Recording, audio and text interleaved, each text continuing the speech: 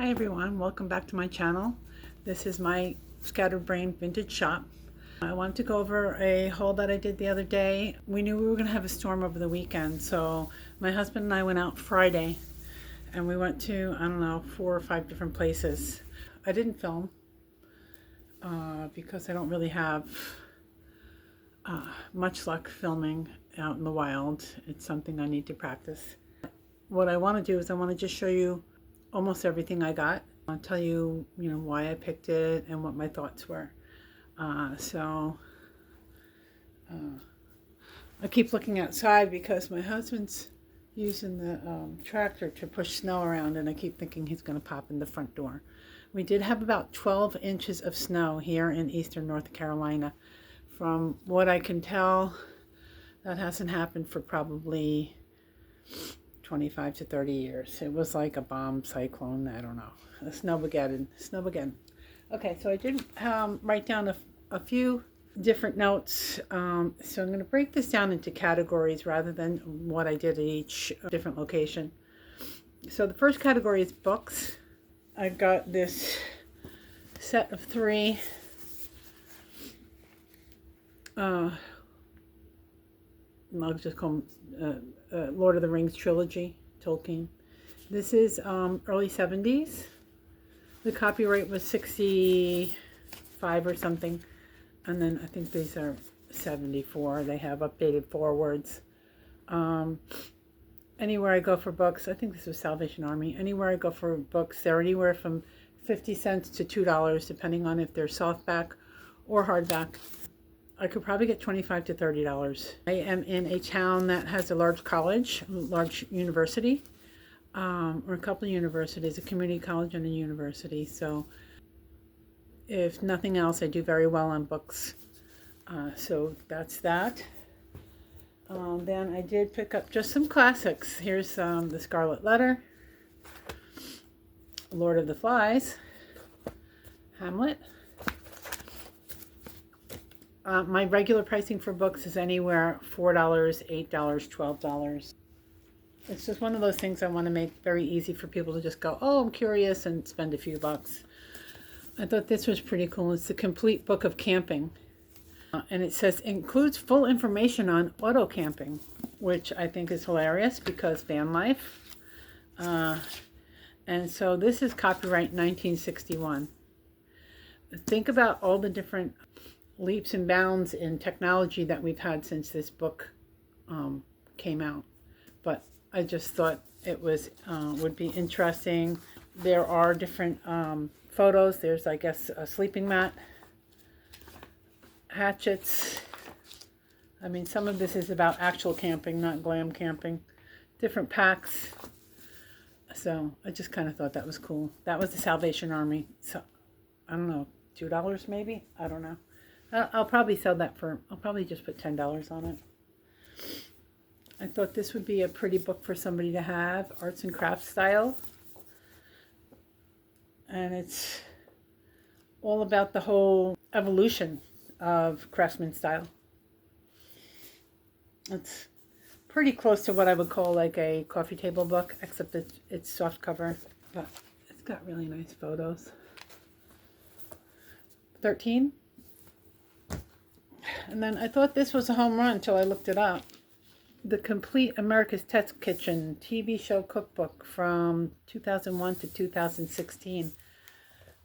Selling for about $8. And that's okay, because I do believe this was either $1 or $2. Again, with the college kids and the younger kids, they might just like to pick up some cooking skills. Yeah, so I'm going to say that that's probably could be almost $80 worth of books that I just showed you, depending. Okay, so the next category is wooden things. And I know that sounds weird, but I gravitate towards wooden things.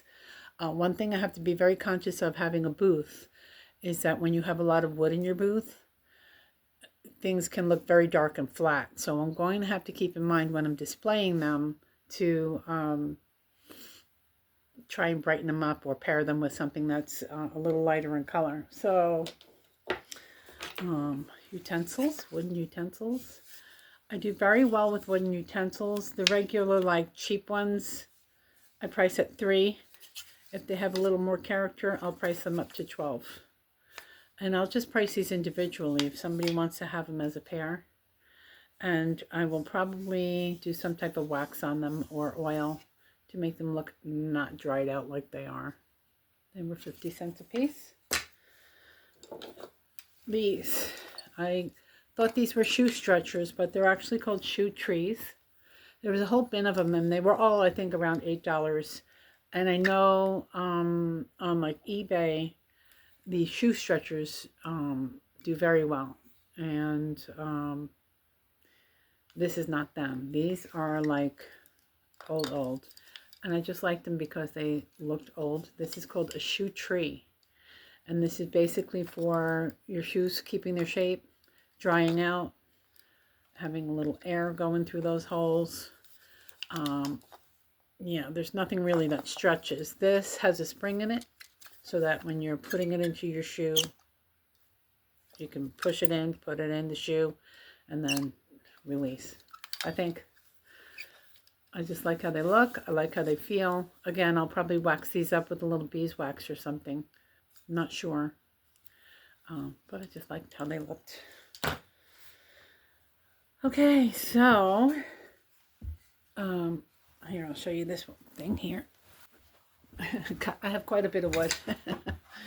Okay, believe it or not,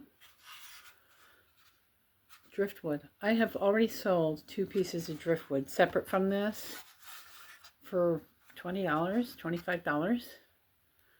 I don't know if people are buying them for their reptiles, or I tend to stage them with like really bright pottery or with seashells, that kind of thing. So I picked it up. It was in somebody else's antique store.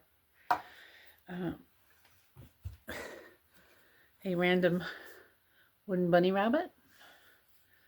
I don't think it's particularly old. It looks like it was a pick, maybe on a stick. Okay, so I don't know. I got into this groove where I wanted to find cutting boards. I have a really thick one that I found. I think that was just included in a in an auction, and it looks like this, but it's about this big and this thick. And I was going to put 4 feet on it, but I'm thinking maybe I won't. Maybe I'll just make it like a regular cutting board. It would probably go for like $50. But here's this one was $2.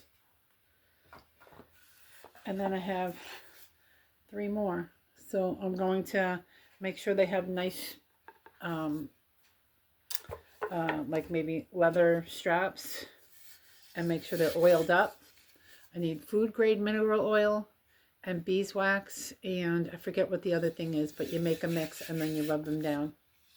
This is whale shaped, kind of. And then I saw a really neat way to display them in the booth. You put them in a magazine rack. So I think that'll look nice when I get them all together. And cutting boards, 20, 30, 50. Just a nice box. It's actually stamped with this fish scale stamp. Like embossed, kind of. Like burned in. I don't know if it's new, old. $2.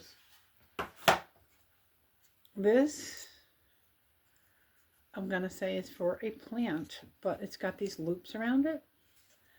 I might take some twine and make it like a hanging something. I might not. I might just do it like that. $4. And then finally with the wood, well, not finally, but this was just a few dollars. I want to say less than $5.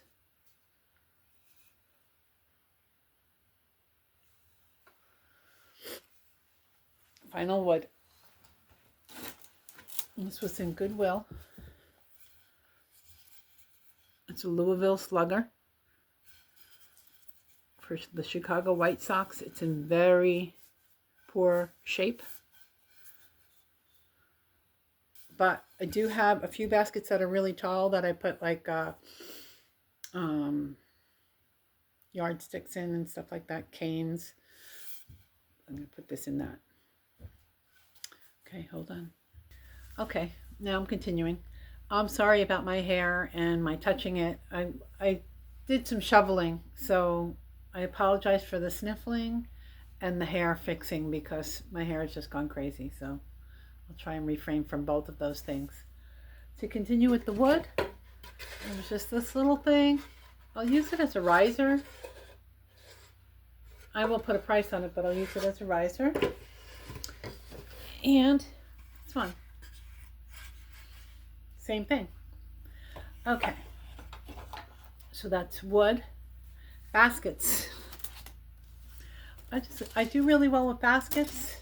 And so I just picked up a whole bunch.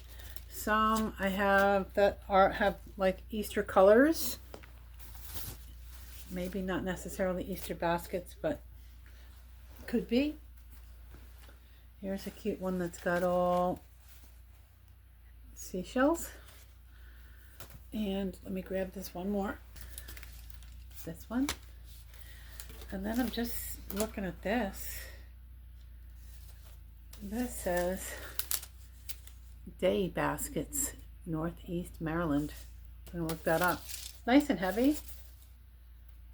This one was the $4 one. And I don't know. Basket number 81, number 18. I don't know. But now I'm going to look that up. I hadn't noticed that before. Okay, some random things. I got this guy. He actually looks old. He's got a nice little patch. I just think he's cute. He's got a metal star and a twig beak, I guess. This is random. And I don't know. This could actually be like a Hobby Lobby thing or not. But could put that in the booth. One additional category is art, and I picked up 2 while I was out thrifting, and then 1 while I was on my way to the booth I picked up through Marketplace. And so in my booth I put in 3 shirts, 2 purses, and 1 piece of art, and I will show you pictures of that and explain what those things are. Let me grab my other 2 pieces of art. False alarm. This was wood.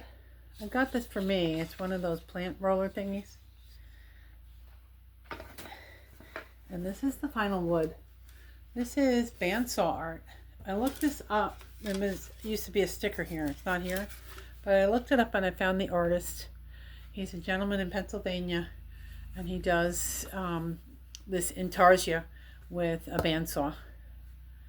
And that's probably like 30 bucks. Okay, so here's the artwork that I picked up. Really love this one. It's that nice green. It is numbered and signed. So this is number 2 out of 50. It's called Silver Summer, and it's by Vanderlinden. Salvation Army for $4. And I found him. I found his work. So he's a known artist. And then additional one is this.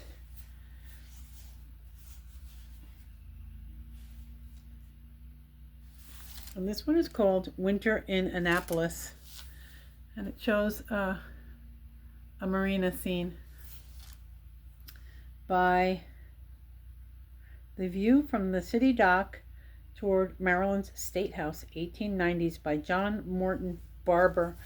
And there's an embossed stamp over here, and it's signed and numbered. And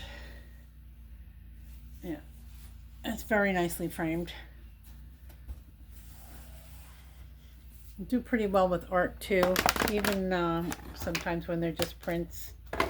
I would like to be able to do more original art, but you know, that's not always easy to find. Okay, so let me tell you about the things that I put in the booth.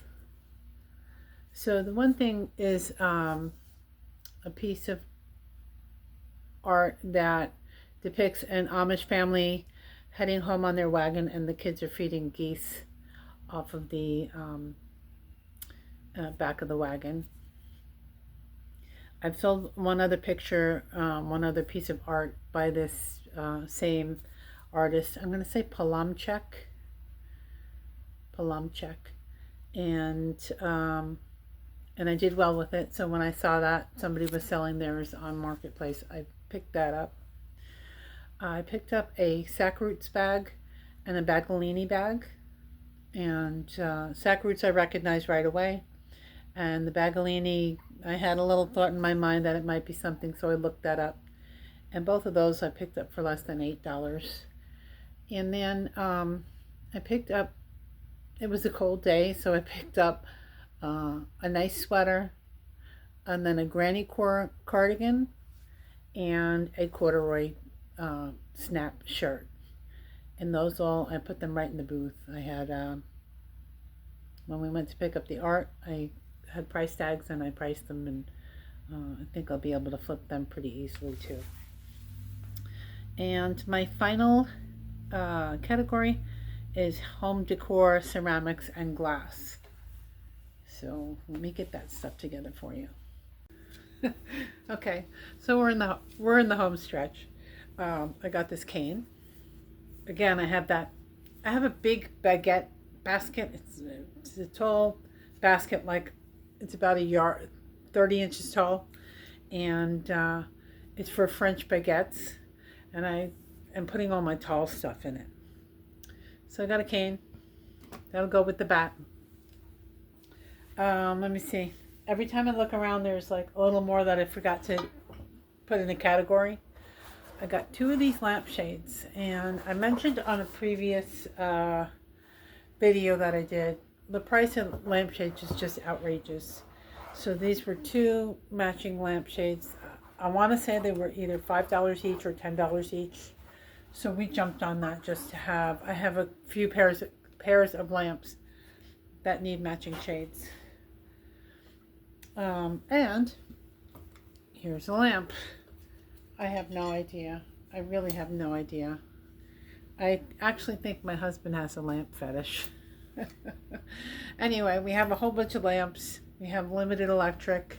We're still trying to work out. We actually have 3 booths. One has electric. The other one is going to have electric. And then the third one does not have electric. So really the best way to sell a lamp is to have it lit. So we're working on that. Okay. So final category is glass, decor, ceramics. So got a fishy. And on a previous pick, somebody gave me a whole bunch of corks, like small corks that I can use in salt and pepper shakers. I sometimes make wine, so I might actually have a larger cork to go in this. But corks are a good thing to have. Stoppers. Okay. This is a little batter pitcher. It was 60% off, and it was only $5 to begin with, so we got it. I'm sure there's a lid missing, but that's okay. We rescued it.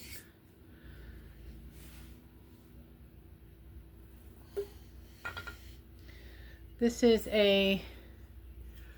was sold by a, it's still wet. This was sold by an importer that gets things out of Ireland. So it says, "May the wings of hope carry you through this day." It's got a Celtic symbol and an angel.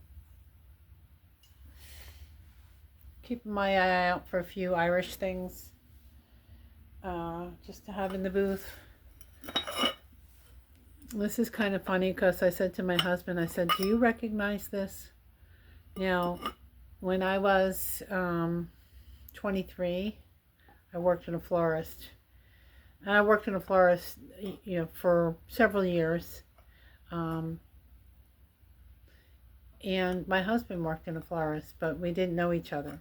But anyway, there's a lot of times when we see something and it's like, oh, that's from FTD. So that's the Floral Trans World Delivery service, the wire service. So like they would come out with containers for every holiday. This was either Mother's Day or Valentine's Day. And I think it was a powder puff originally.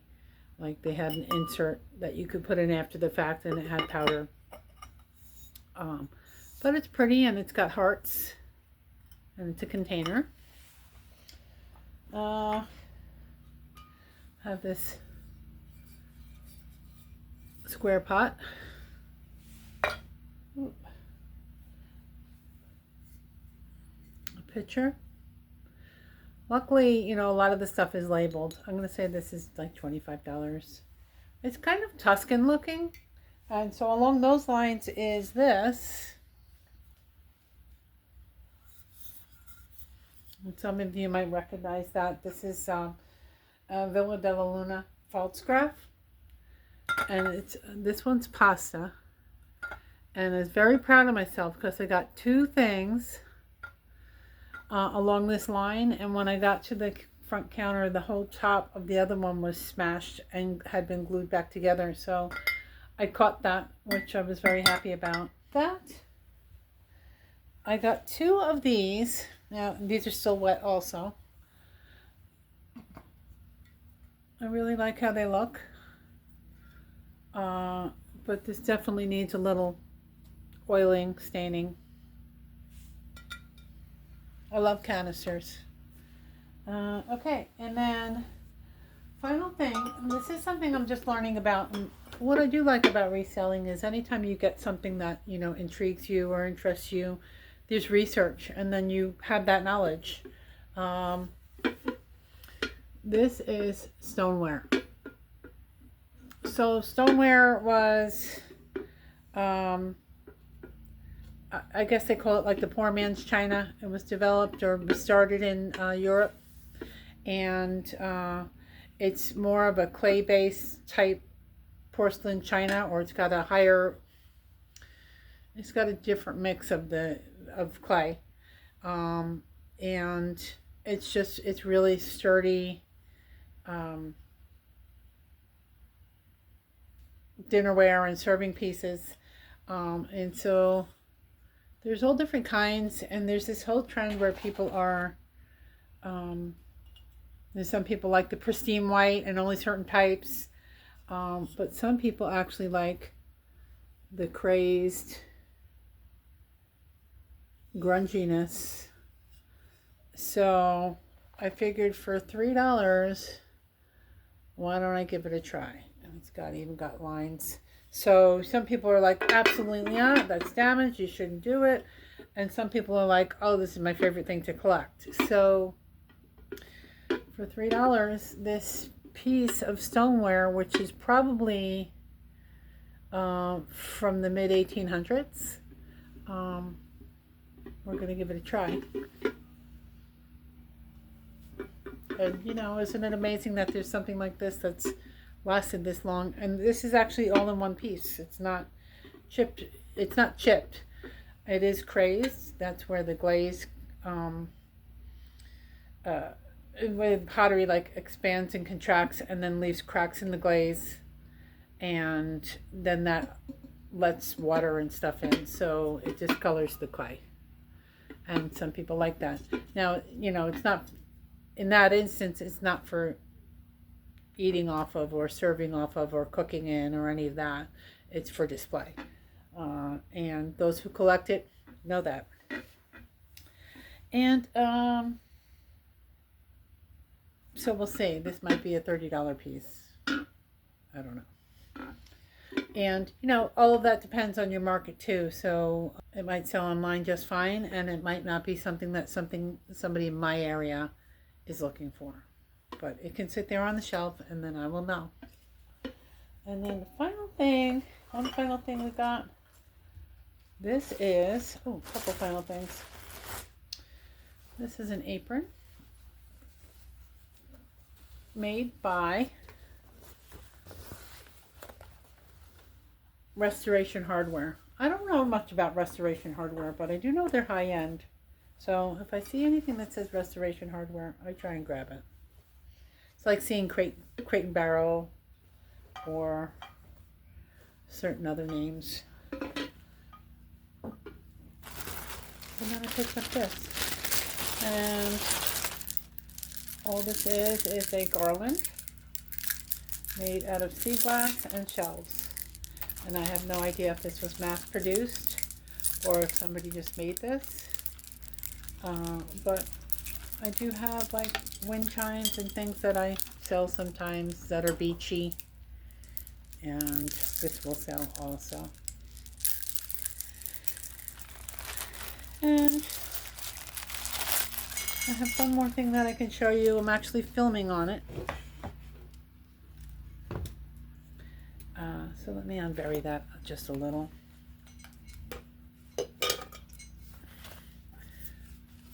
Okay, it's a stool.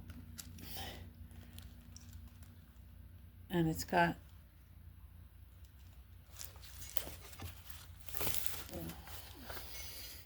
a pretty design on the top.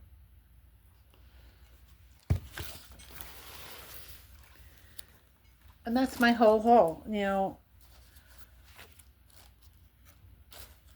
I just want to say that when you're a reseller, there's different ways to resell. I've done online. I've done flea markets.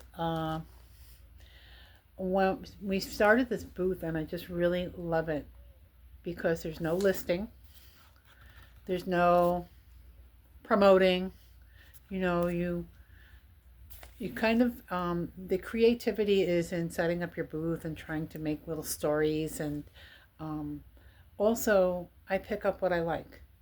So there's a lot of joy for me when I hear conversations. People, maybe I'll be in the vendor mall, and I'll hear people, oh, look at this, look at that. I had that when I was a kid, and oh, do you remember this?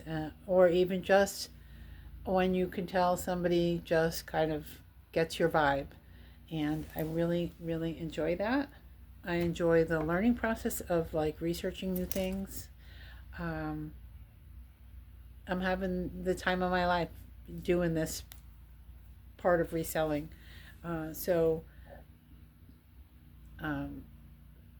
What I would say is, my advice would be is if you have a few extra things, maybe you can start small and start with a cupboard or a wall. You know, different vendor malls have different ways of selling their square footage. So some people just rent a cupboard and they put whatever on a cupboard, or some people rent a section of a wall and you can put up art and maybe just a few things underneath it. We're just really enjoying it. We really, really enjoy the picking, and then we enjoy the setting up. It is a lot harder work than I thought. There's still the whole processing. You have to clean things, you have to research things, you have to price things, and then you have to get them there. The things that I have to get better at is maybe being more of a curator. So like you see, this is a wide range of stuff, and I would say that there's probably not that many home runs here. This is kind of like filler, but then every once in a while you get that thing. My husband picked out a golf bag lamp, and I was like, no, we're not getting that. And then we got it, and because I've learned that he's got a different taste than me. I'll put a picture of the lamp in here. He's got a different taste than me, and he's got some crazy things that have sold. And when this lamp went out on social media, somebody called about it right away, went down and got it, and people at my mall said that I probably could have sold 7 more of them. And yet when I looked it up online, I saw a picture of it on Reddit, and they were like joking about the ugliest thing you ever saw in a thrift store. So, you know, everybody has different tastes, and everybody has different reasons why they buy things, and everybody's got their own vibe. So, it's an interesting learning experience, and I highly encourage anybody who, maybe you have some things that accumulated at home, or maybe you have a few extra bucks, and if you'd like to try it and see if you like it. I'm hoping to make this into